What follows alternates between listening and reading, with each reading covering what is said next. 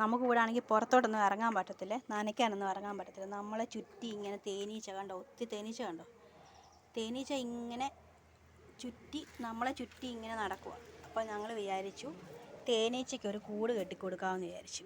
അങ്ങനെ തേനീച്ചയ്ക്ക് വേണ്ട ഒരു കൂട് ഞങ്ങൾ കെട്ടാൻ വേണ്ടി ട്യൂബൊക്കെ ഇങ്ങനെ ഭിത്തിയിലോട്ട് ഇങ്ങനെ കിഴിച്ചിട്ടിട്ടുണ്ട്. ഇട്ടിട്ട് അതിൻ്റെ അറ്റം ഇങ്ങനെ ഒരു പൈപ്പ് ഇങ്ങനെ കൊടുത്തിട്ട് അറ്റത്തൊരു ചിരട്ട വെച്ചിട്ടുണ്ട് കണ്ടോ. പൈപ്പ് അകത്തോട്ട് വെച്ചിട്ട് ആ ചിരട്ടയിൽ ഇങ്ങനെ കൊണ്ട് അടച്ചിട്ട് ഈ പൈപ്പിൻ്റെ അറ്റത്തൊരു ചിരട്ട ഒരു ചെറിയ ഹോളൊക്കെ ഇട്ട് നമ്മൾ കൊടുത്തിട്ടുണ്ട്. അപ്പോൾ അതിലേക്കൂടെ അത് കയറിയിട്ട് ഇതിനകത്ത് കയറും. എന്നിട്ട് ആ ട്യൂബ് വഴിയാണ് തേനീച്ച കയറുന്നത്. കണ്ടോ, ഭയങ്കര തേനീച്ചയുടെ ശല്യം കണ്ടോ, ഭയങ്കര തേനീച്ചയാണ്. പിന്നെ അതുകൊണ്ട് ഇവിടെ അത് കൂട് ഒരുക്കാൻ വേണ്ടിയുള്ള സംവിധാനത്തിലാണ് കണ്ടോ. ഇവിടെ ഭയങ്കര തേനീച്ച, അത് കൂട് ഒരുക്കാൻ വേണ്ടി ഇങ്ങനെ നടക്കുക കണ്ടോ.